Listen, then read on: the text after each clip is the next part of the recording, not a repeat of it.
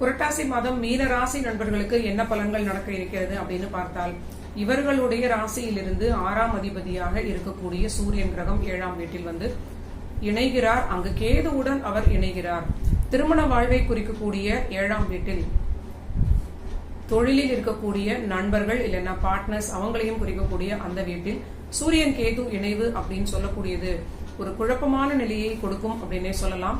முக்கியமாக திருமண வாழ்வை பொறுத்தவரை வாழ்க்கை துணையுடன் உங்களுக்கு இருக்கக்கூடிய ரிலேஷன்ஷிப்பை நீங்க ரொம்ப கவனமாக பாதுகாத்து அதை நீங்க தற்காத்துக் கொள்வது ரொம்ப நல்ல பலன்களை கொடுக்கும்.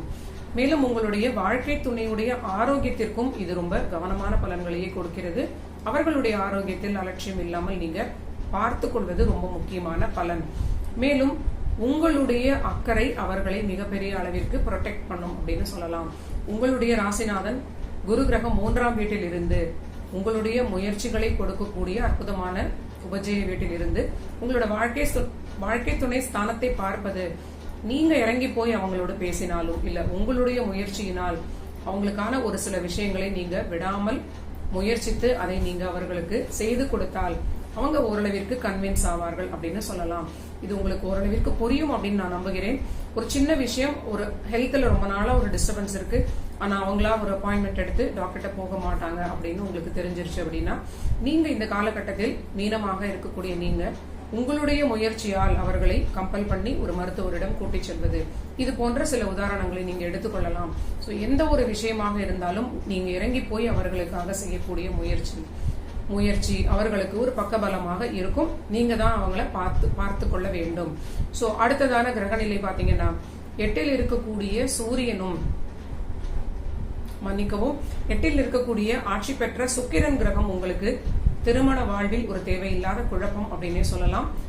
அந்த 8ஆம் வீடு உங்களோட வாழ்க்கை துணையுடைய குடும்ப வாழ்வு, அது மூலியமாக வரக்கூடிய பெண்களால் உங்களுக்கு குடும்ப வாழ்வில் சிறிது உங்களை கஷ்டப்படுத்தக்கூடிய நிலையாக அது இருக்கலாம். ஏதாவது உங்களை பற்றி தவறாக பேசி புரணி பேசலாம். உங்களுக்கு அதனால் மன ஆரோக்கியத்தில் சிறிது ஒரு அழுத்தம் ஏற்படலாம். இதெல்லாமே நீங்க ஓரளவிற்கு இக்னோர் செய்வது மட்டுமே நம்மளால முடிந்த நிலை அப்படிங்கறத நீங்க புரிந்து கொள்வது நல்ல பலனை கொடுக்கும். 8ல் இருக்கக்கூடிய சுக்கிரன் கிரகம் ஒரு விபரீதமான தைரியத்தினாலும் உங்களுக்கு சில சிக்கல்களை கொடுக்க வாய்ப்பு இருக்கிறது. புதிதான முயற்சிகள் ஏதாவது நீங்க எடுக்கிறீங்க, மேஜரா ஒரு உத்தியோக மாற்றம் இல்ல வீடு மாற்றம், புதிதாக இன்வெஸ்ட்மெண்ட்ஸ், வீடு வாங்குவது, இது மாதிரியான விஷயங்களுக்கு எந்த ஒரு விஷயமாக இருந்தாலும் ஓவர் கான்பிடன்ஸ் மூலியமாக நீங்க ஒரு பெரிய சிக்கலில் மாட்டிக்கொள்ள வாய்ப்பு இருக்கிறது. சோ இதுலயுமே உங்களுக்கு 8ஆம் வீட்டு சுக்கிரன் ஒரு கான்ட்ரிபியூஷனை கொடுப்பார். இதையும் நீங்க மறக்கக்கூடாது. குடும்ப வாழ்வில் பிறர் தலையிடாமல் இருப்பதும் உங்களுக்கு மிகப்பெரிய பாதுகாப்பை கொடுக்கும் அப்படின்னு சொல்லலாம். சோ உங்களுக்குள்ளே நீங்க பேசி தீர்த்து கொள்வது நல்ல பலனை கொடுக்கும். மேலும் அடுத்த முக்கியமான கிரக இணைவு 6ஆம் வீட்டில் இருந்து 7ஆம் வீட்டில் இணையக்கூடிய புதன் கிரகம்.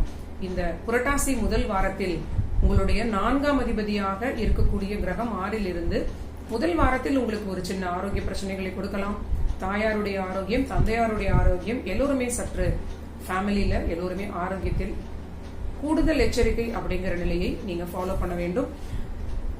முதல் வாரம் முடியும் நேரத்தில் புதன் 7ஆம் வீட்டில் இணைவது, சூரியன் புதன் கேது இத்தனை கிரகங்கள் 7ல் இருப்பது, அந்த 7 பாதக வீடு அப்படிங்கறதுனால கொஞ்சம் எச்சரிக்கையோடு ஒரு விஷயங்களை நீங்க அணுகுவது அப்படிங்கிற மனநிலை உங்களுக்கு உதவும் அப்படின்னு எனக்கு தோன்றுகிறது. 8ல் இருக்கக்கூடிய சுக்கிரன் உங்க பொருளாதாரத்திற்கு பிரச்சனை கொடுக்காது, வருமானத்தை கொடுக்கும். திடீர் வருமான யோகத்தை கூட இது கொடுக்கும். வாழ்க்கை துணை ரீதியிலான வருமான உயர்வு, இதெல்லாமே ரொம்ப நல்ல பலனை கொடுக்கும். ஆனால் இதெல்லாமே டார்கெட் பண்ணுவது ரிலேஷன்ஷிப், குடும்ப வாழ்க்கை, கணவன் மனைவி இருக்கக்கூடிய ஆரோக்கியம் இல்லைன்னா உறவில் சிக்கல், இது போன்ற பிரச்சனைகளை கொடுக்க அதிக வாய்ப்பு இருக்கிறது. சோ நீங்க எல்லாவற்றிலும் சற்று நிதானமான மனப்போக்கை கையாள்வது, சற்று எச்சரிக்கை அதிகம் இருக்கக்கூடிய மனநிலையில் எல்லா விஷயங்களையும் அணுகுவது, இது உங்களுக்கு ஒரு பாதுகாப்பான நிலையாக இருக்கும்.